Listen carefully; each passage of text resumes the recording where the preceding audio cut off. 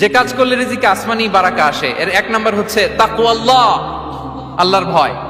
আল্লাহ তাআলা বলছেন, ওমাই ইয়াত্তাকিল্লাহ ইয়াজআল লাহু মাখরাজা ওয়া ইয়ারযুকহু মিন হাইসু লা ইয়াহতাসিব।